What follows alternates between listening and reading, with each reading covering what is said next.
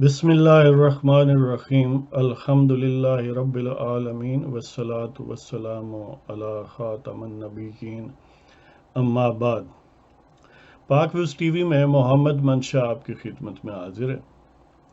آج کا پروگرام عنوان کے حساب سے بڑا مختصر ہے، ایک ہی عنوان ہے اور وہ مقبوضہ کشمیر کی صورتحال اور وہاں کا ظلم و ستم ہے۔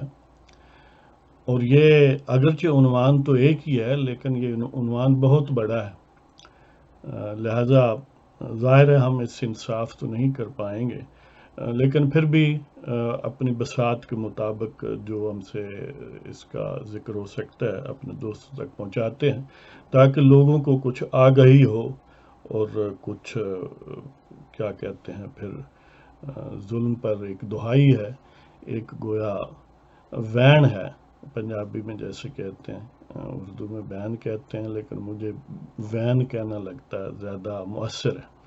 تو گویا ایک وین ہے جو کشمیر میں ظلم و ستم ہے، اس پر آج کا پروگرام۔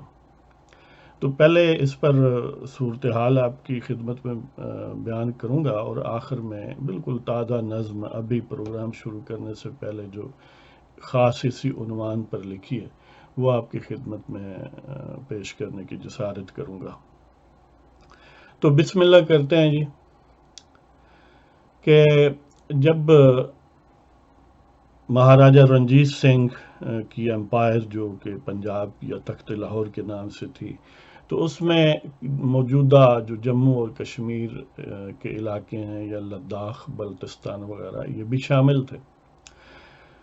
جب سکھ کمزور ہوئے اور انگریزوں سے انہوں نے شکست کھائی تو 1846 میں 1846 میں ٹریٹی آف لاہور ہوا، جس میں یہ سکھ امپائر یا سکھ تخت کی جو دربار ایٹ لاہور تھا اس کے سرنڈر کی ٹرمز جو ہے وہ طے ہوئی۔ اس دوران ان پر جو جرمانہ عائد کیا ایسٹ انڈیا کمپنی والوں نے وہ رنجیت سنگھ کے وہ رسا پے نہیں کر سکے۔ ظاہر ہے جو سٹیٹ تھی وہ بڑی ڈس ایرے میں تھی اور ہر طرف آپا داپی اور سازشیں اور ایک دوسرے کے ساتھ باہم دست و گریباں۔ تو اس سارے قضیے میں ایک شخص تھا راجہ گلاب سنگھ ڈوگرا جو جموں کا رہنے والا تھا۔ وہ سکھوں کی امپائر میں بڑے اہم عہدوں پر رہا، تو وہ گویا ان کا کمانڈر بھی تھا، جرنیل بھی تھا، دیوان بھی تھا۔ تو جب عام طور پر ایسی صورتحال ہوتی ہے تو جو ہوشیار لوگ ہیں وہ اپنا لچ ٹلتے ہیں۔ تو اس نے اصل میں جب یہ کنفلکٹ ہوئی ایسٹ انڈیا کمپنی کے ساتھ سکھوں کی، تو اس میں ایسٹ انڈیا کمپنی کے ساتھ رہو رسم بڑھائی اور اپنے آقاؤں کے خلاف سازشیں کی، اور ان سازشوں کے بدلے میں ایسٹ انڈیا کمپنی نے اس کو یہ کہا کہ ہم تمہیں یہ جموں اور کشمیر دے دیتے ہیں، اس کے ساتھ لداخ اور یہ جو موجودہ ہمارے پاس شمالی علاقہ جات ہے۔ ظاہر ہے یہ اگرچہ بعد میں کچھ ایکسٹینڈ اس نے کی اپنی طاقت سے، لیکن شروع میں کم از کم یہ علاقے جو ہیں لداخ جموں اور کشمیر کی وادی یہ اس کو بیچ دیے، گویا وہ ایک طرح کا بیچنا بھی تھا، ایک طرح ان کے ساتھ تعاون کا معاوضہ یا انعام تھا۔ لیکن بظاہر وہ جو دوسرا معاہدہ ہوا ٹریٹی آف امرتسر یا امرتسر کا معاہدہ ثانی، تو اس میں گلاب سنگھ نے 75 لاکھ جو وہ نانک شاہی سکے تھے وہ قیمت ادا کی، یعنی گویا جو تاوان سکھ دربار نے دینا تھا وہ اس نے دیا، اور اس کے بدلے یہ فیور پائی کہ جو جموں اور کشمیر اور لداخ کے علاقے ہیں یہ اس کی عملداری میں آ گئے، اور اس نے انگریزوں کی سوزرنٹی اوورال جو ان کی حکومت ہے اس کی ماتحتی اختیار کی، اور ایک پرنسلی اسٹیٹ کی حیثیت سے، یعنی ایسی اسٹیٹ جس کے ویسے مائی باپ گورے ہیں لیکن اندرونی طور پر وہ خود مختار ہوگی، تو اس طرح وہ اس اسٹیٹ کا مالک بنا۔ اور یہ 16 مارچ 1846 کو یہ سودا کشمیریوں کا ہوا اور اس نے خرید لیے گویا کشمیری۔ تو یہ معاملہ چلتا رہا، وہ راجہ مہاراجہ جو بھی کہیں اس کی اولاد، اور آگے پھر ظاہر ہے بہت ساری لمبی داستان ہے، لیکن مختصراً یہ ہے کہ پھر 1930-31 میں مسلمانوں میں آگہی جو ہے اور گریونسز وہ بہت زیادہ محسوس ہونے شروع ہو گئے. تو کئی دفعہ وہ جو سپونٹینیس یا از خود ایک ایرپشن ہے کہیں کہیں، مسلم آبادی کا غصے میں آنا اور گریونسز پر شور مچانا، تو وہ نمودار ہونا شروع ہو گیا. ایک موقع ایسا آیا کہ کوئی فضل داد خان صاحب تھے، وہ امپلائی تھا اسٹیٹ کا، تو اس کے ہاتھ میں پانچ سورہ یعنی 5 صورتیں جو قرآن پاک کی ہیں وہ علیحدہ کتابچے کی صورت میں. تو اس کے بعد جو سکھ تھے وہ اس سے ناراض ہوئے، اور وہ جس چارپائی پر بیٹھا تھا اس کو الٹ دیا، اور ساتھ ہی وہ 5 سورہ گر گیا. اب یہ گویا قرآن پاک کی بے حرمتی سمجھی گئی. اس طرح کے اور انسیڈنٹ ہوئے مختلف صورتوں میں جو گریونسز میں ایڈ کرتے گئے. بالآخر مسلمانوں کے کوئی میٹنگز جلسے اس طرح کا سلسلہ بنا، اور ایک شخص تھے عبد القدیر خان.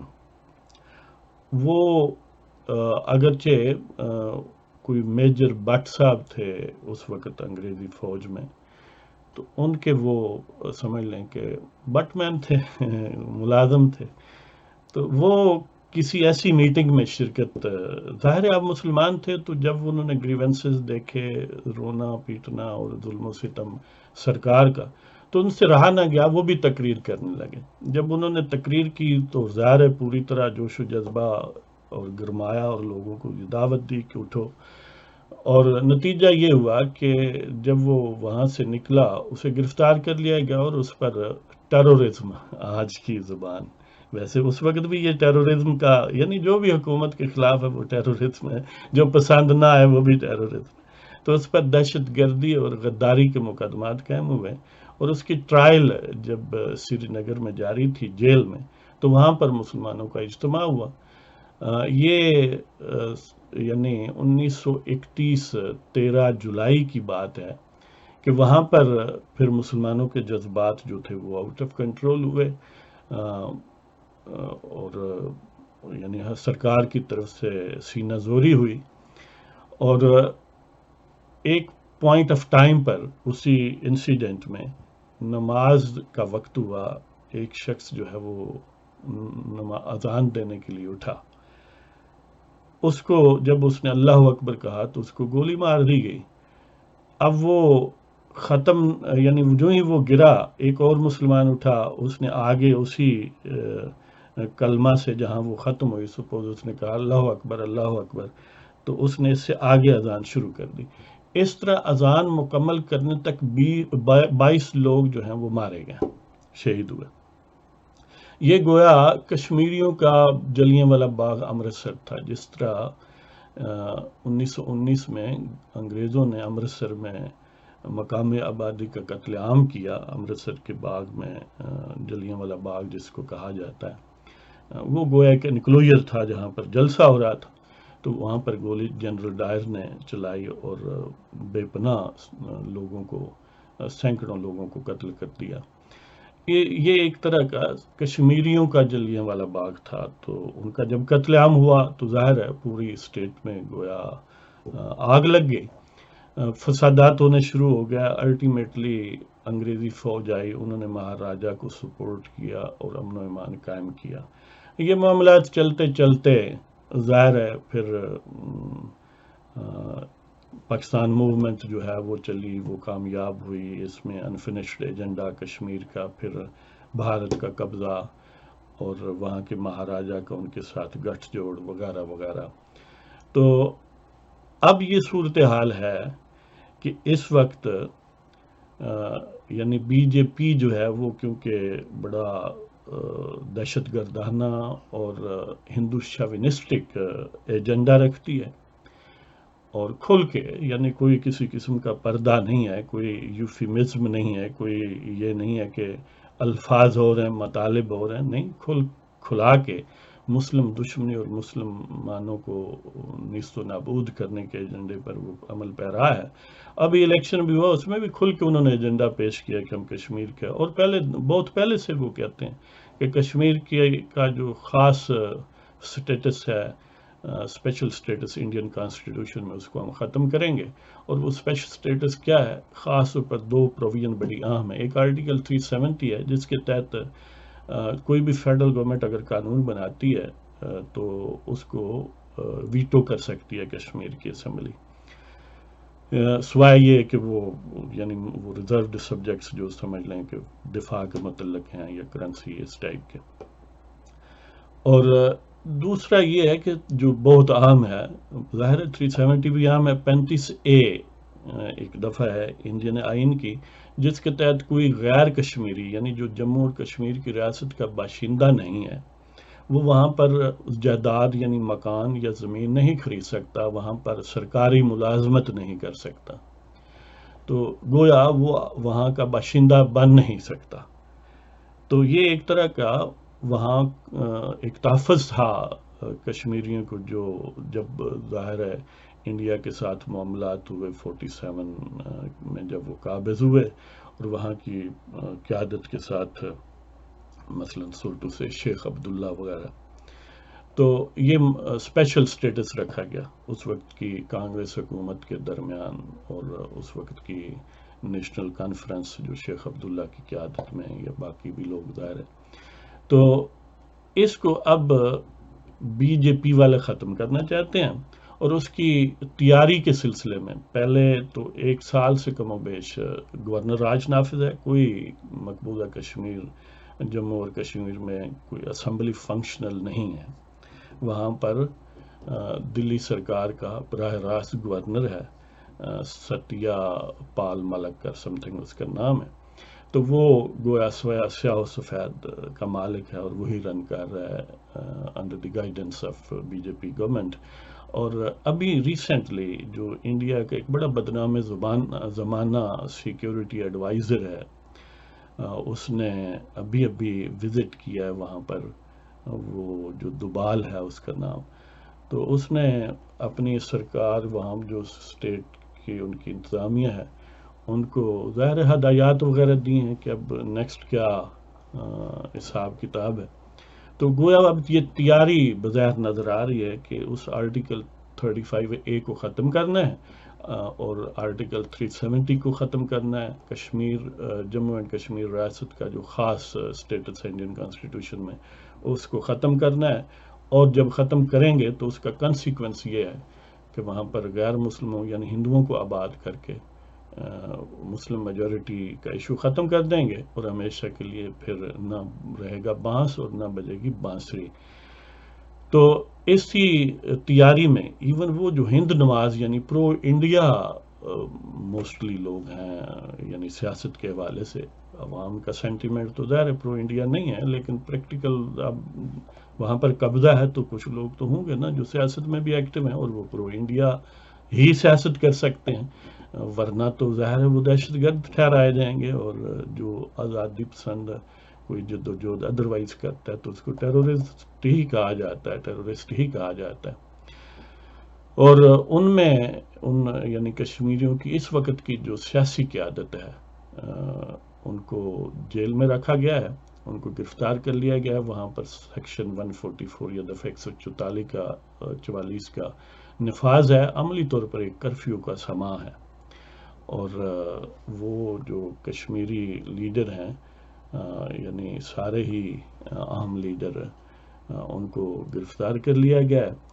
عمر عبداللہ نیشنل کانفرنس سے ہیں، Mehbooba Mufti peoples democratic party سے ہیں، Sajad Lone Jammu and Kashmir peoples conference سے ہیں، اور یاسین ملک بہت پہلے سے ہی گرفتار ہے، وہ Jammu and Kashmir liberation front کے ہیں. اور افسوسناک صورتحال یہ ہے کہ یاسین ملک کی جو زوجہ ہیں مشال ملک، پاکستان میں رہتی ہیں، موسٹ پروبیبلی اسلام آباد یا پنڈی میں. ان کی طرف سے بھی بیان آیا ہے کہ وہ گویا سلو ڈیتھ کی طرف جا رہے ہیں، اور سوشل میڈیا پر تو یہاں تک بھی صورتحال ہے کہ بعض کا یہ دعویٰ ہے کہ وہ شہید ہو گئے. تو بہرحال ظلم و ستم کی ہر لمحے ایک نئی داستان ہے، اور اس کا نشانہ صرف اور صرف مسلمان ہے، اور کشمیر ہے۔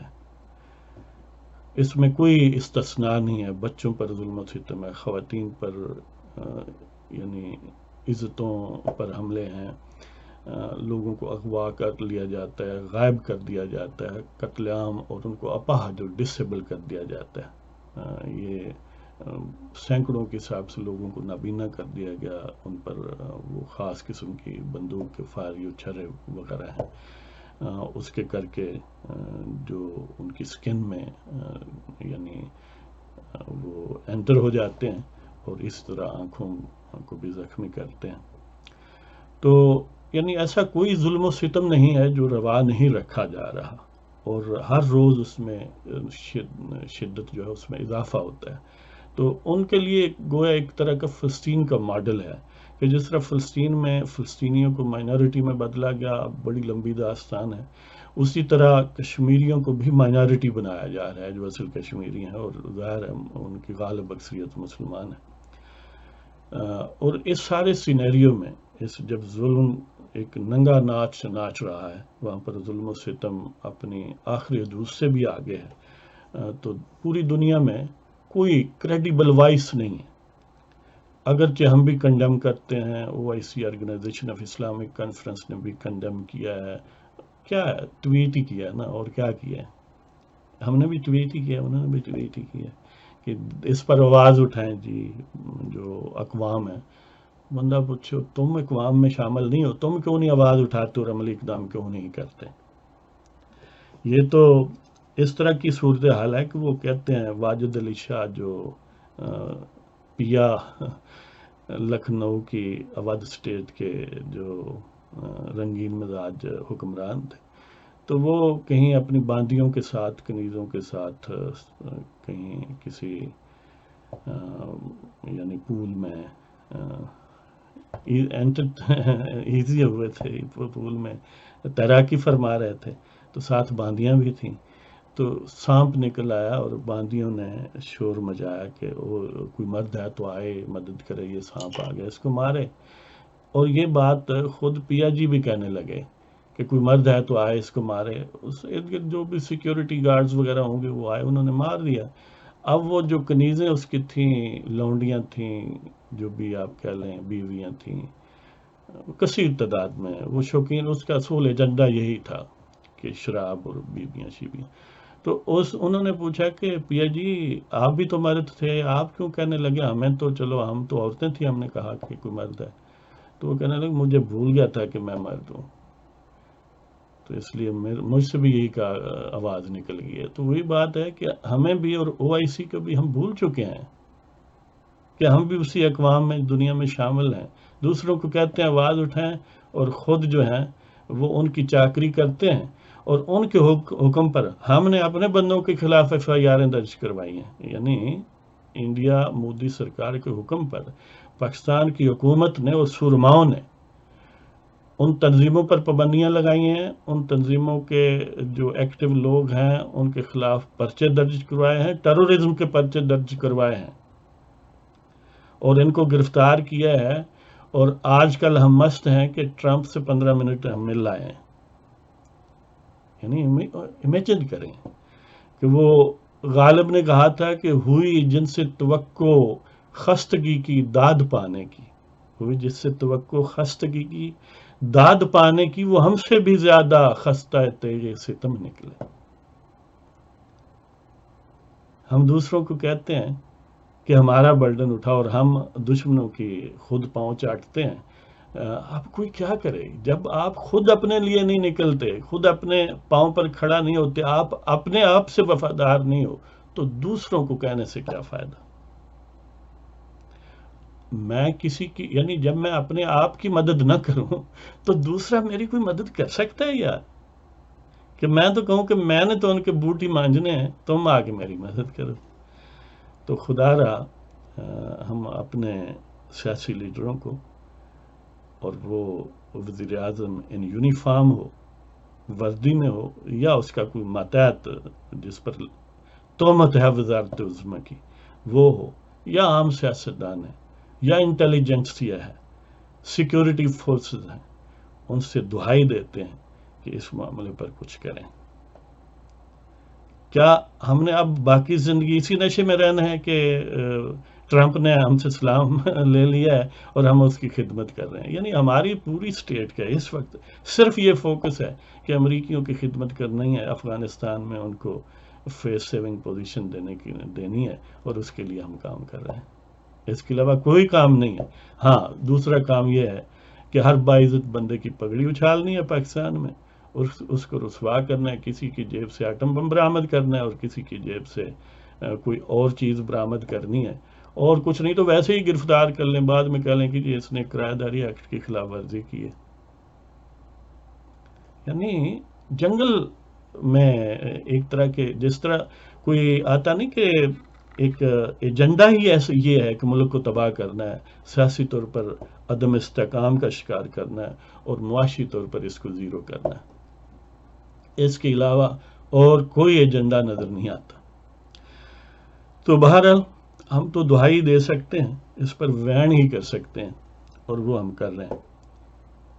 تو اللہ کرے کہ یہ مصیبت جو ہے کشمیریوں پر ختم ہو جائے اور وہ ایک باعزت قوم کی باعزت حصے کے طور پر جئیں اور زندگی کی خوشیاں حاصل کریں۔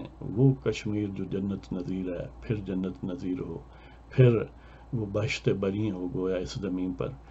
تو دیکھیں کیا بنتا ہے۔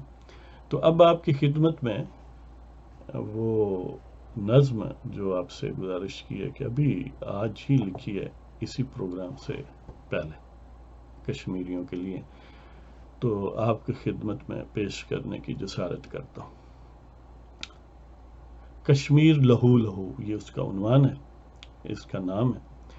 کشمیر پہ ظلمت کی گھٹا چھائی ہے، کشمیر پہ ظلمت کی گھٹا چھائی ہے، معصوموں پہ ہر روز نئی بلا آئی ہے۔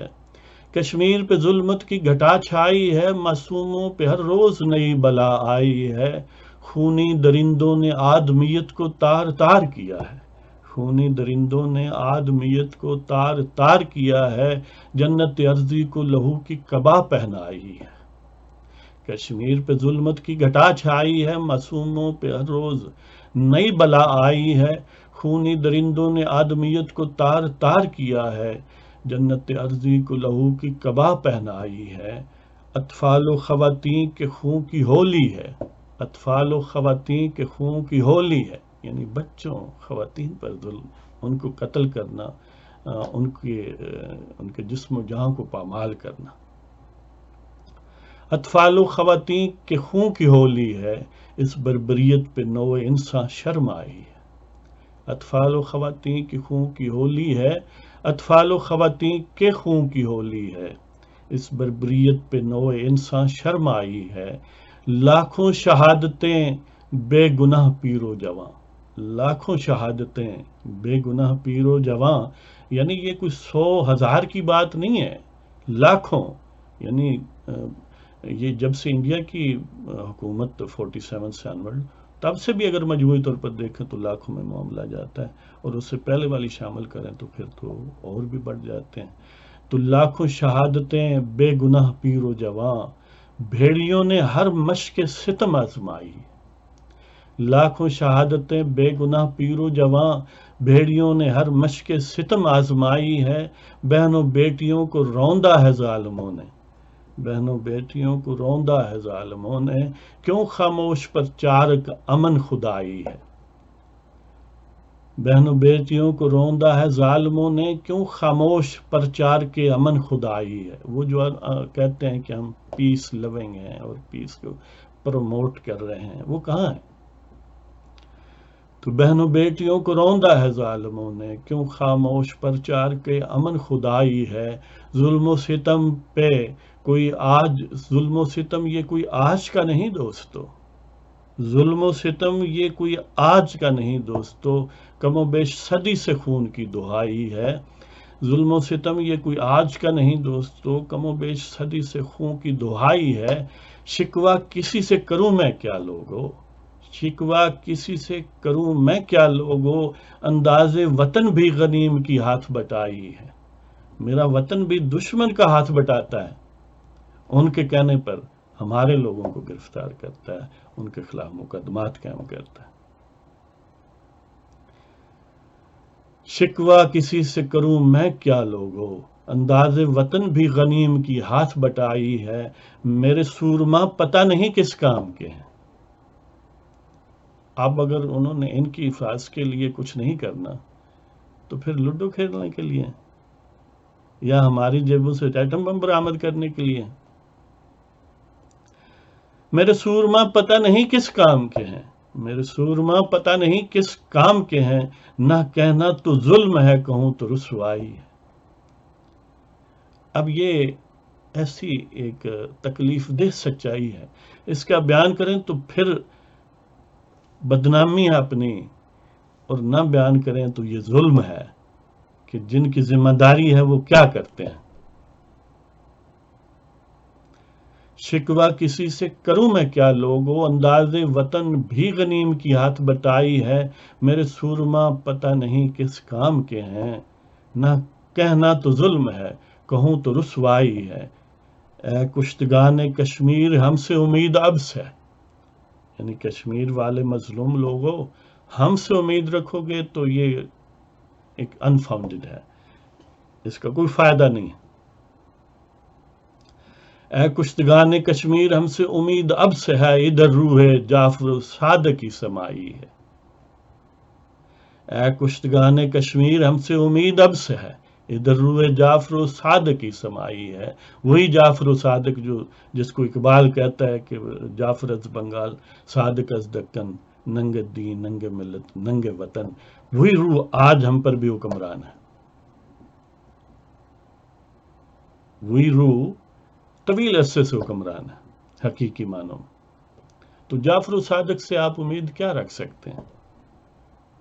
ان سے تو امید یہی ہے کہ وہ ظالموں کے لیے ہاتھ بٹائیں گے، ان کے کہنے پر گرفتاریاں ہوں گی، مقدمات بنیں گے، دہشت گردی کے چارجز لگیں گے، اور 20 کروڑ غداروں کی گردنوں پر بوٹ رکھے جائیں گے۔ کشمیر پہ ظلمت کی گھٹا چھائی ہے، معصوموں پہ ہر روز ایک نئی بلا آئی ہے، خونی درندوں نے آدمیت کو تار تار کیا، جنت ارضی کو لہو کی قبا پہنائی ہے، اطفال و خواتین کے خون کی ہولی ہے، اس بربریت پہ نوع انسان شرمائی ہے، لاکھوں شہادتیں بے گناہ پیر و جوان، بھیڑیوں نے ہر مشق ستم آزمائی ہے، بہنوں بیٹیوں کو روندا ہے ظالموں نے، کیوں خاموش پر چار کے امن خدائی ہے، ظلم و ستم یہ کوئی آج کا نہیں دوستو، کم و بیش صدی سے خون کی دہائی ہے۔ شکوہ کسی سے کروں میں کیا لوگو، انداز وطن بھی غنیم کی ہاتھ بٹائی ہے، میرے سورما پتہ نہیں کس کام کے ہیں، نہ کہنا تو ظلم ہے کہوں تو رسوائی ہے۔ اے کشتگان کشمیر ہم سے امید اب سے ہے، ادھر روح جعفر صادق کی سمائی۔ تو اس کے ساتھ ہی آپ کی اجازت، انشاءاللہ پھر ملاقات ہوگی، زندہ یار صحبت باقی، وما علینا الا البلاغ المبین۔ خدا حافظ، پاکستان زندہ باد۔